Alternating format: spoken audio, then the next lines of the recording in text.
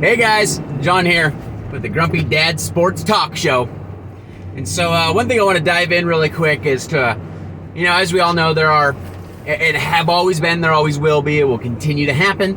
There is always a player in every sport that shines for a couple years and then peters off rather quickly.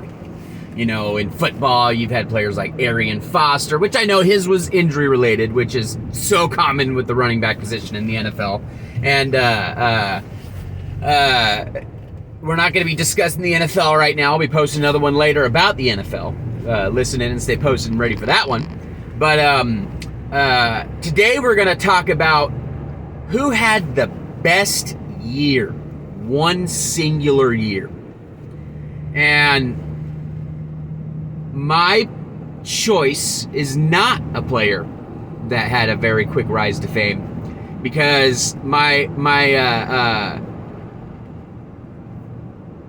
I know several other people would say this, would probably be Derrick Rose, right? He would be the one player, and his was injury related, like it seems to be the case with a lot of people. But Derrick Rose, and it was his rookie season, which is so goddamn impressive. And oh my God, the explosiveness that was in that man. He's the biggest what if of all time in my opinion. Derrick Rose, biggest what if. Him and Greg Oden and Brandon Roy. Those are my biggest what ifs in NBA history. But the best player to have the best year, and it's only because of one reason, and it's because he did end up winning the ship, and that's 2011 Dirk Nowitzki. That man, that year, it was so unstoppable. He beat the LeBron James, Ray Allen, Chris Bosh, Dwayne Wade, Miami Heat team. I don't want to get too ahead of myself. Maybe Ray Allen wasn't on that team yet. I'm just trying to think if Ray Allen was there yet. But either way, even without Ray Allen, they had Mike Miller coming off the bench. They had Mike Bibby coming off the bench. They had Peja Stojakovic coming off the bench. Like, they were just so insanely stacked, that Miami Heat team. And let's talk about the teams that Dirk Nowitzki went through to get to the finals that year. He beat the Russell Westbrook, KD, James Harden, Serge Ibaka, Oklahoma City Thunder team, which was so stacked. And in my opinion, KD and James Harden are both cancers. Actually, kind of all three, and that's, but nonetheless, that's not where we're going with this. That year with Dirk Nowitzki, that guy's fade away, the one-legged fade.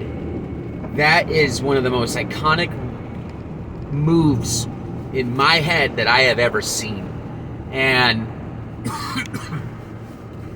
the way that he moved with such an elegance at that tall, and when he was in the triple threat, there was nothing you could do because he moved so well at 7 foot, and he had such a high release on his shot, mixed in with a jump shot, mixed in with a fade, mixed in with the dribbling ability, mixed in with the driving ability. Like, the guy on the triple threat was probably the most dangerous player that's ever played in the NBA because of his sheer size.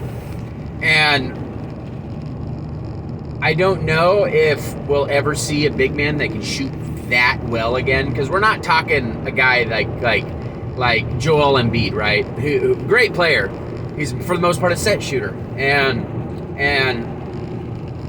Dirk Nowitzki did not have to have balance in order to get his shot off, which anybody that's played basketball probably knows that is one of the most difficult things you can do. You'll get some every now and then, but to have a consistent high percentage shot when you are off balance is so impressive and so difficult to do, especially when you're playing guys that are better athletes than you.